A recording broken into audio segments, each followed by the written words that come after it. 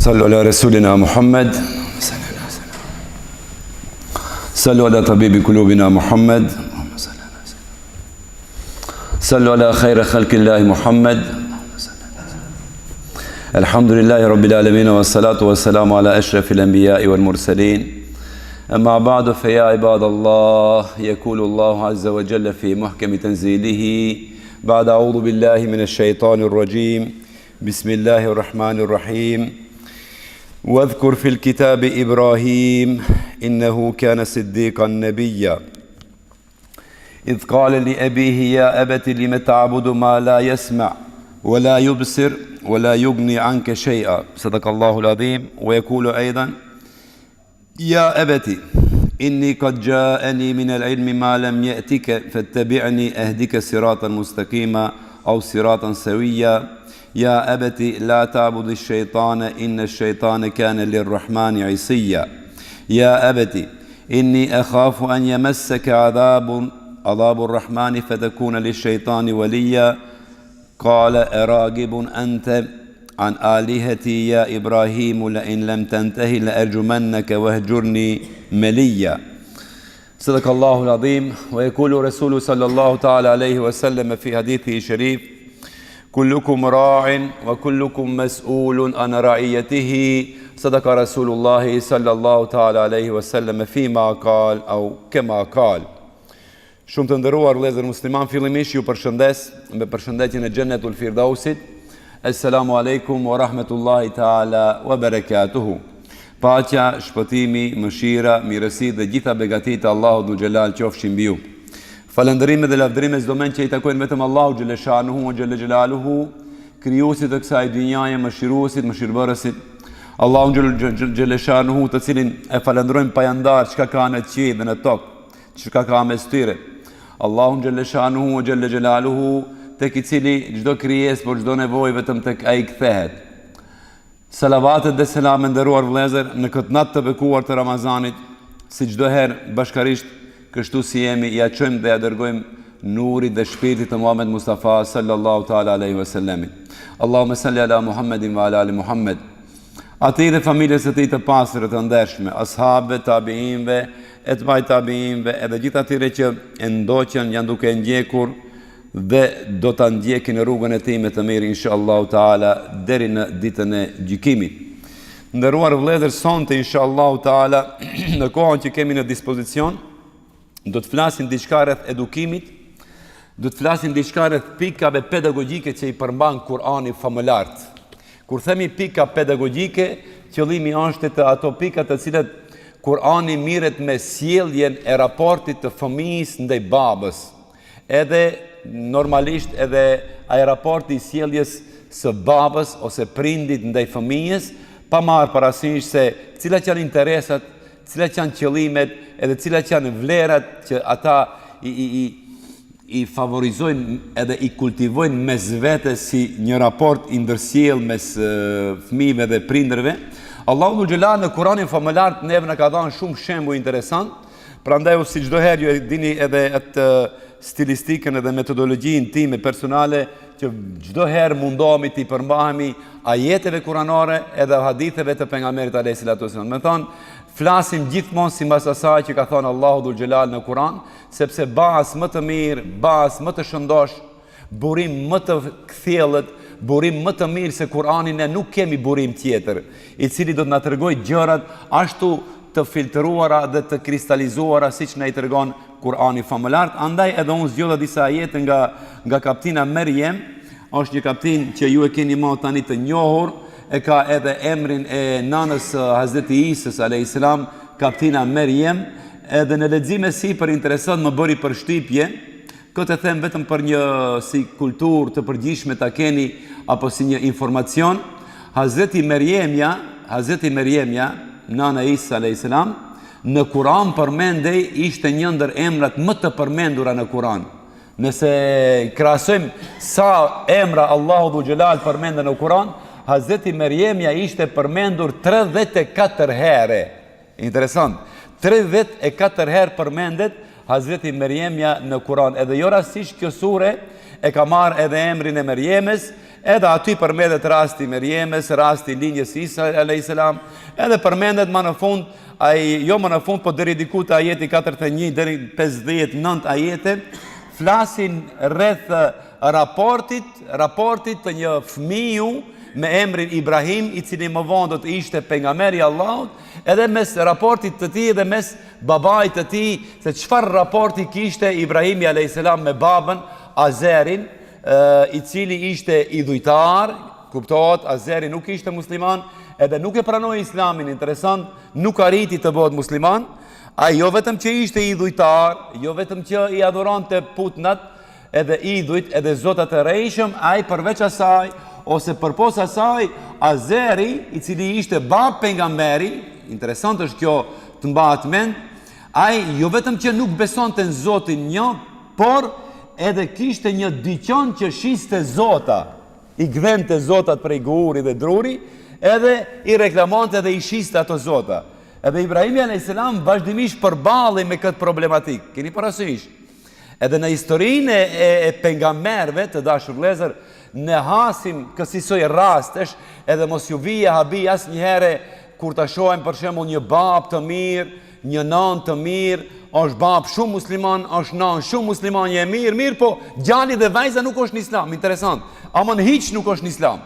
Kur them nuk është në Islam, as namaz, as gjë, vetëm që Zoti nuk e shahën, stakfirullah. Domethënë, ndodhin këto çështje dhe këto gjëra u kanë ndodhur pejgamberëve, edhe mos habitemi edhe neve të na ndodhin. Për shembull, e keni pa dikush thot, ai gjal hoxhe, ai duhet të jetë shembull, ai duhet ose është gjal mësuesi, ose është gjal doktori, ose është gjal haxhie, gjal haxhice, ku di unë, ne i kemi si zakon të rendisim këto fjalë. Nuk është interesant hiç kjo çështje, se edhe gjali i Nuhit ishte gjal pejgamberi, ama ishte kafir. Çfarë ti bante Nuhi alayhis salam? Ta vriste? S'u vriste, se vrasja është haram në Islam. Edhe gruaja e Nuhit alayhis salam, njësoj. Edhe gruaja e Lutit alayhis salam, njësoj. Ishte me jo besimtarët. Jo rastisht Allahu dhul xhelal kur e çoi dënimin, e kaploi dënimin edhe gruan e Lutit alayhis salam. Luti shpëtoi me dy vajzat, gruan e tij e kaploi dënimin dhe Allahu e mbyti bashkë me jo besimtarët. Djalin e Nuhit alayhis salam, nisoj e kaploi dënimi i Allahut edhe u mbit në ujë. Gjali Nuhit, gjal pejgamberi, gruaja e Lutit, grua pejgamberi. Edhe kjo nuk ishte në Islam. E tani këto kontradikta ne që i shohim në Kur'an, dashur vëllezër, Allahu pse i ka dhënë edhe të kundërtat. Për shembull, gruaja e faraonit, Asia, gruaja e faraonit, është një shembull jashtëzakonisht i bukur për gjithë ata njerëz që mendojnë se nga një familje e keqe nuk mund të dalë një person i mirë. E kundërta është, mund të dalë.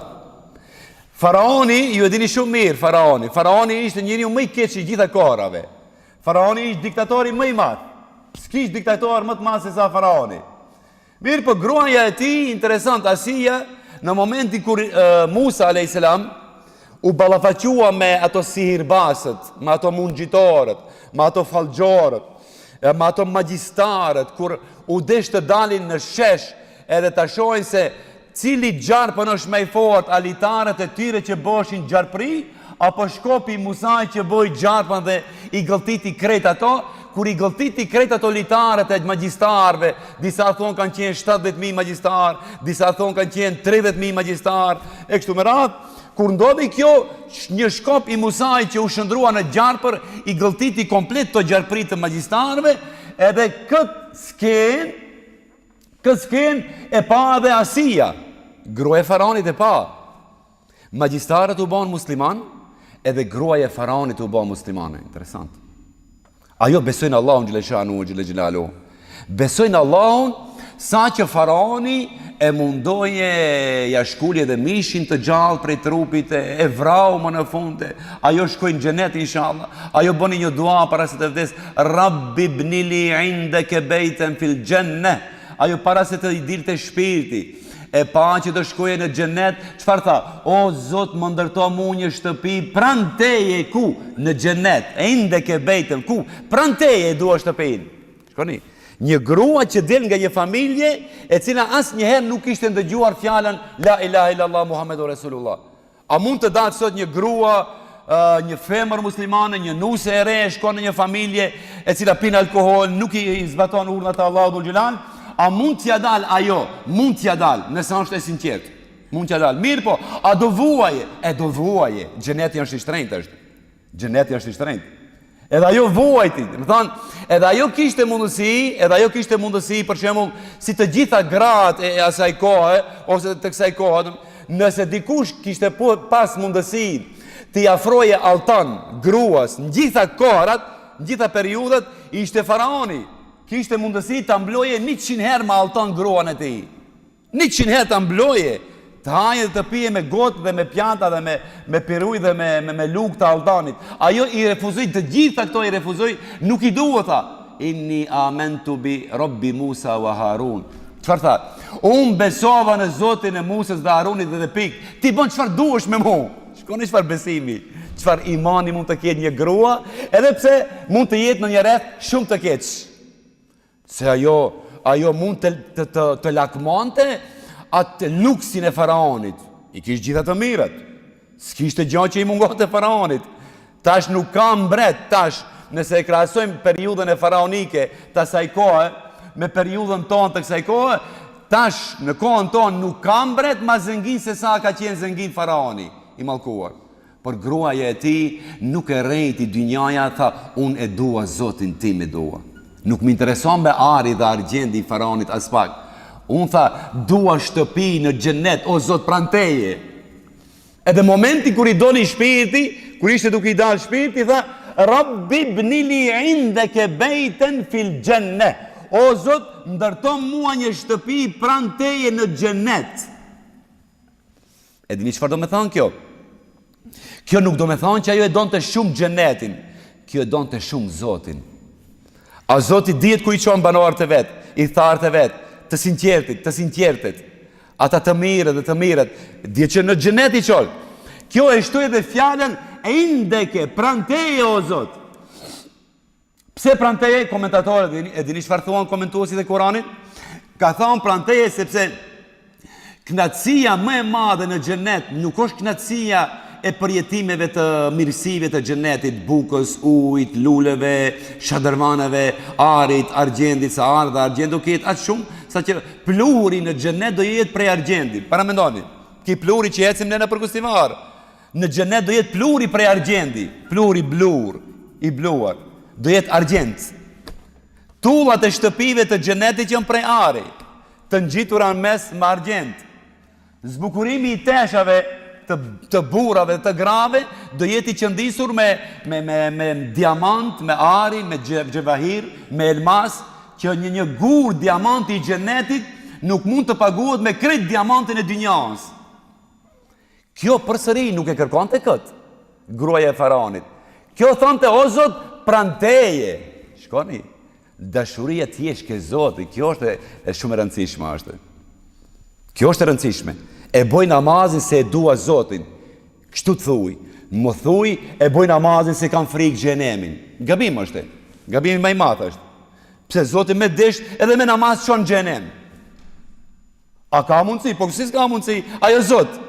Atë i do të pyes edhe mua.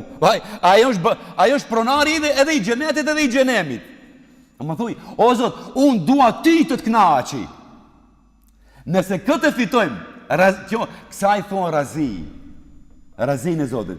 Nëse e fiton razin e Zotit, thot Allahu të befason, çfarë? Me surprizën që do ta bëjë në xhenet. E në xhenet nuk do jesh bashkë me krejt ato të thjeshtit. Do jesh pranë Zotit afër pejgamberëve. E kjo xhenet. Këtë xhenet duhet ta kërkojmë. Për ta fituar këtë xhenet, të çfarë? Duhet të kërkojmë këtë razin e Allahut. Për çdo punë kërkojmë razin e Zotit. Arim pa bukë dhe pa ujë gjithë ditën. Pse rim? Vetëm që ka thonë Allahu, para asgjë tjetër hiç. E kjo është të kërkuarit e razisë së Zotit. Të kërkuarit e kënaqësisë së Allahut dhul xhelal. Unë ri pa bukë, pse vetëm Allahu pse ka thonë, para asgjë tjetër. Jo për të lështuar. Jo për të lështuar. Për të lështuar ka dhe mund shkojmë ka lloj qendrash për ushtrime, fitnese, shkon e rregullon trupin e bën si duhesh e bën. Nuk ka problem për të lështuar.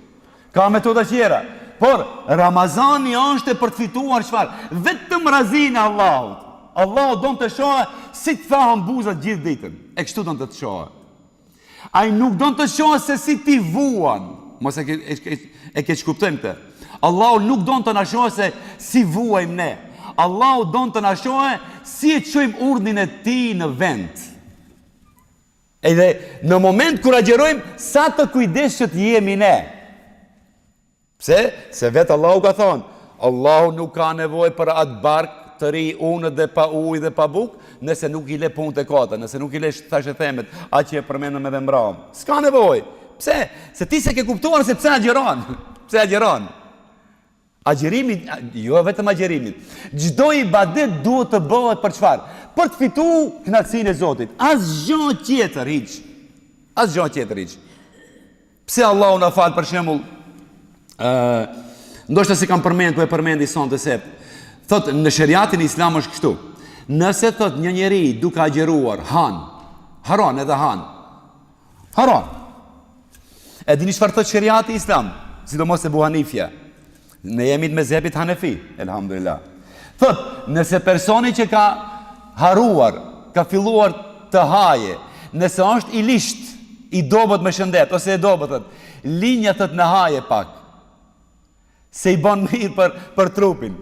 Pastaj, kur e shqipi se të haje pak, kujton një, agjerushëm, ose agjerushëm një. E shesa tolerant është islami ndaj kësaj çështje. Pse? Se fundi thot nuk është çështja e të ndejturit pa bukë dhe pa ujë. Çështja është ai që ka haruar çfarë niyeti ka. E she çfarë vlerëson Zoti ke ne? E vlerëson dëshirën e madhe tonën për të qenë pranë Tij, pranë Allahu dhul xhelal.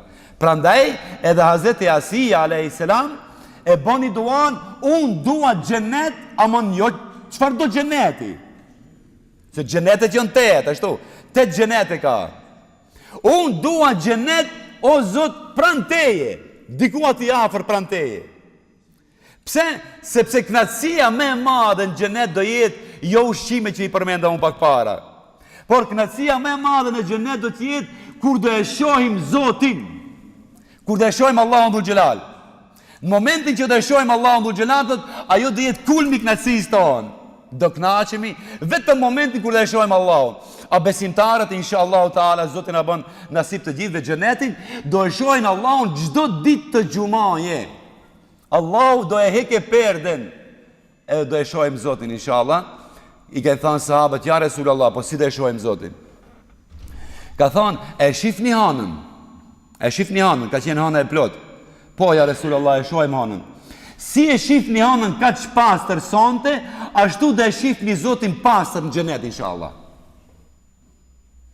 Edhe thot, banorët e xhenetit do shohin një bukuri jashtëzakonisht madhe ke Zoti, sa që thot pejgamberi alayhis salatu wassalam, të dashur vëllezër, thot, sikur të kishte pasur vdekje në xhenet, do vdishin nga kënaqësia të gjithë banorët e xhenetit.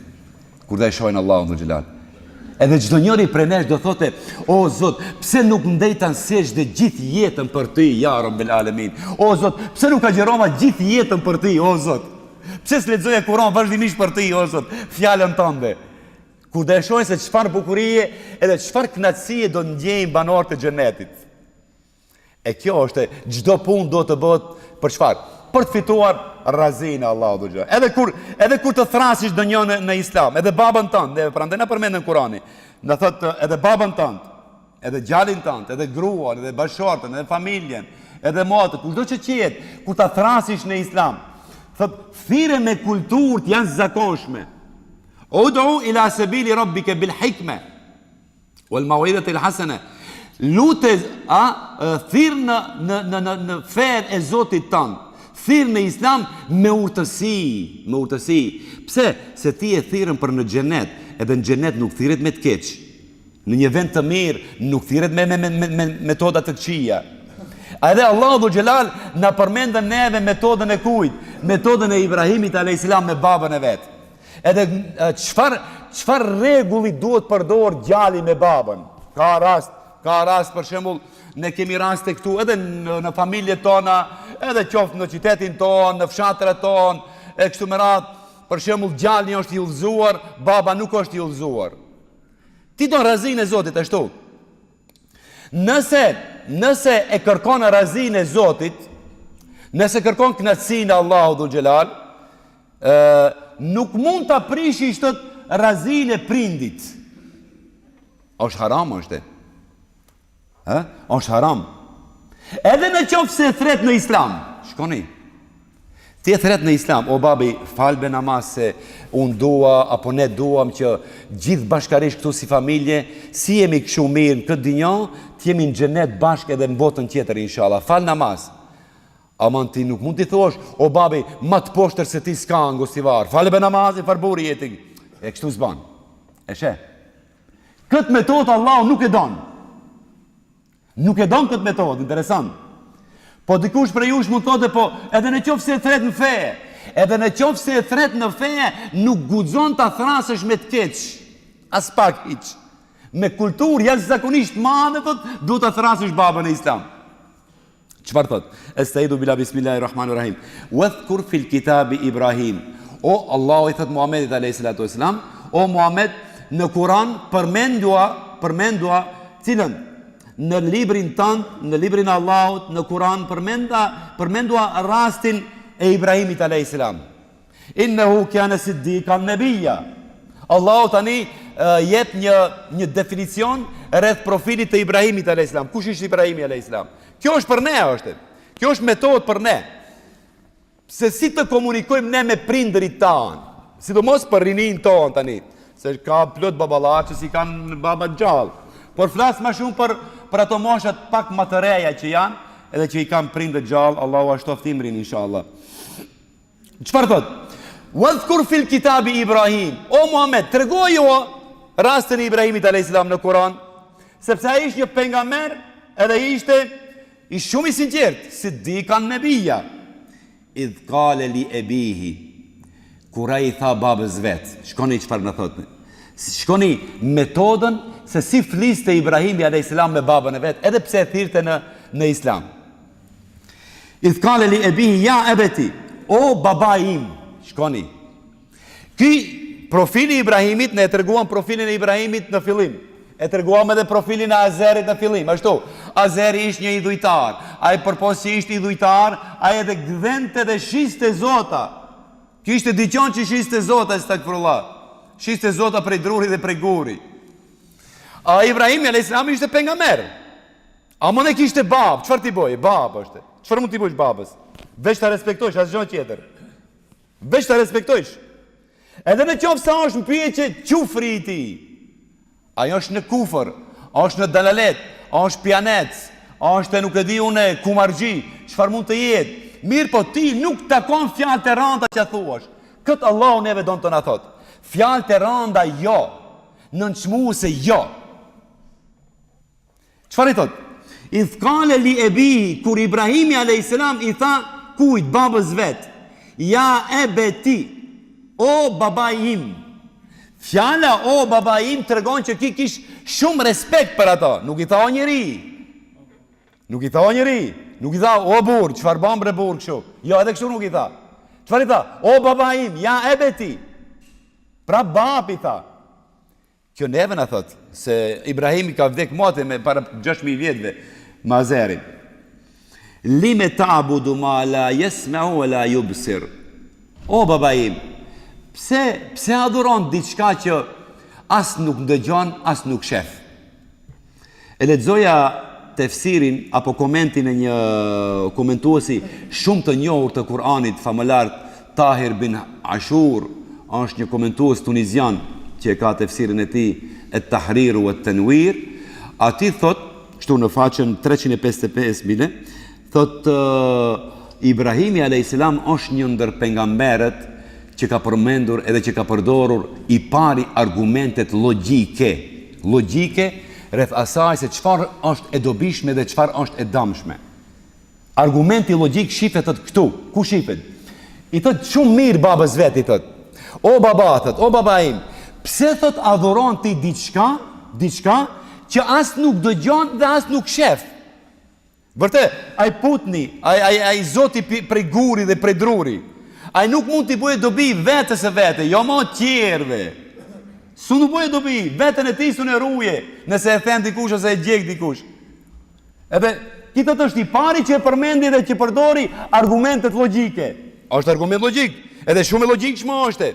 Pse adhuron diçka që murë kjo? Muri as gjë, as ndëgjon, as shef, as gjë hiç, as mund mbrohet, la yasma wala yubsir, edhe as që shikon, wala yugni anke shay'a, edhe ti nuk të bën as një dobi bile. Hajt tregom çfarë dobi e ke pa prej këtij Zotit. Tregom një dobi të vogël të paktën. As që dobi s'ke pa hiç. Kjo është argument logjik që përdori Ibrahimi alayhis salam. Përsëri thot, shikoni.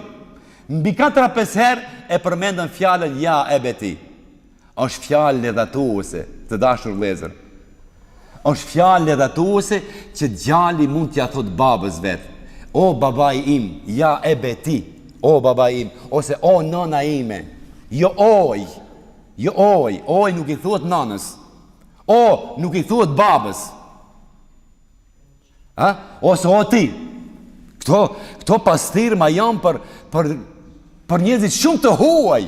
Gati që nuk i njeh hiç. Jo për një nënë që të ka mbajtur për 9 muaj, 10 vjet e pastaj gjithë jetën ta ka gajlen, ose një babë që sakrifikon komplet jetën e tij që ti të bësh të rritesh, të lulëzosh, të ekzistosh. Edhe nëse është pyetje që feja nuk duhet i thuash o ti, ose oj, ose of. Jo. O non, o nona ime, ose o baba im, ja e beti. O baba im. Disa herë i thot jo, ja e beti. Ai përsëri, çfarë i thot? Inni kad ja'ani min al-ilmi ma lam yatike. Unë në librin tim më ka ardhur ajo që nuk të ka ardhur ti, fattabi'ni ehdika siratan mustaqima, apo siratan sawiya, të udhëzoj në rrugë të drejtë. Ja abati la ta'budi shaytan. O baba im thot, mos adhuro shejtanin. Pse? Se shejtani thot këtu, pse ka thonë mos adhuro shejtanin? Sepse shejtani është sebebi kryesor që ki bën të putna. E dini shejtani ka më shumë qejf që ja kthej shpinën Zotit, astakfirullah. Ai Zoti na ruaj gjithëve inshallah. Nuk është i kënaqur me asnjë punë tjetër sa është i kënaqur të largohej nga namazi. Shembull, pse largimi nga namazi është e kthjerrja e shpinës Zotit. Shejtani suksesin më të madh e shef kur njeriu ja kthen shpinën Allahu xhaleshanu o xhelalu. Prandaj thot la ta'budi shejtane. Ai përsëri nuk e dëgjoj ashtu. Çfarë i tha Ibrahimi alayhis salam? Unë tha nëse ke qeve do largohem. Nëse ke qeve do largohem. Edhe çfarë i tha baba bile tha? A do largohesh se do të gurzoj? Baba e kërcënon djalin, shikoni. Ki përsëri tha inni sastaghfiru rabbi. Unë do largohem, baba i tha do të mbis me gur, a ki çfarë i tha? Unë do e lus hala Zotin për ty. Para mendoni. E çfarë djali? Çfarë gjemsh na duan neve, të dashur vëllezër? Çfarë gjemsh na duan neve? Jo djali i cili thot dhe vras babën se djali matematika dhon më shumë mall, astakfirullah. Ki bab nuk është bab. Mirë be hoxha, o bab ati ka dhënë 2 qile, mu ka dhënë 1 qile, mu banesën ja ka shkrujt ati, mu ma ka shkrujt një dhomë vogël. Ç'është interesi të kësaj dynjaje? Ki, për shembull, e kërcënonte në islam, e kërcënonte, ja shante Zotin, krejt ja shante, nuk e pranoi Zotin një, përsëri çfarë i tha? Unë tha hala do lutem për ty. E dini që baba i Ibrahimit alayhis salam vdiq si qafir vdiq. Azeri vdiq si jo musliman. Tregon pejgamberi alayhis salatu vesselam në hadithin që transmeton Buhariu radiallahu anhu me 3170 me numër, në kapitullin e 3 tregon Buhariu hadithin e transmetuar që tregon pejgamberi alayhis salatu vesselam thot në botën tjetër, këtë hadith e transmeton edhe Ebu Hurajra radiallahu anhu, thot ditën e kiametit thot fitira ku do ringjallemi, fitira e Azerit, babës e Ibrahimit alayhis salam do të jetë e nxirr dhe me e pluhurosur, edhe me gjak kur dalën botën tjetër. Edhe Ibrahimi alayhis salam do lutet, do thotë o Zot, am ke thënë ti në dynjë që unë nuk të zhgënjej në botën tjetër. Am ke thënë që do t'i plotësoj gjitha dëshirat. Aman të futë babën tim në xhenet. E dini çfarë thot Allahu dhu xhelal? Jo që se nuk e dom Ibrahimin, por do i thote o Ibrahim, unë xhenetin e kam bërë për muslimanët. Baba jot vdiq jo musliman. Më vjen shumë keq. Baba jot vdiq si jo musliman. Të paktën kishte thënë la ilaha illallah, do mjaftonte për ta futur në xhenet. Amon edhe këtë nuk e tha. Edhe Allahu dhul xhelal thot do I boje një favor. Do I boje një nder Ibrahimit alayhis salam. Babën e Ibrahimit do ta shndroje në një formë kafshe. Kafsh e gjakosur, të cilën do ta heqin zvar me leket edhe do ta fusin në xhenem, që Ibrahimi mos e shohë fytyrën reale të babait të tij duke hyrë në xhenem, mos I vije keq deri në atë mas, por baba I tij do të ketë fytyrën e një kafshe. Zoti na ruaj gjithë ya Rabbil Alamin. Allahu na udhëzoj gjithë ya Rabbil Alamin. I udhëzoj fëmijët tan, familjarët tan inshallah, gjeneratën tonë mbrojt nga çdo e keq, nga cilësit e shejtanit.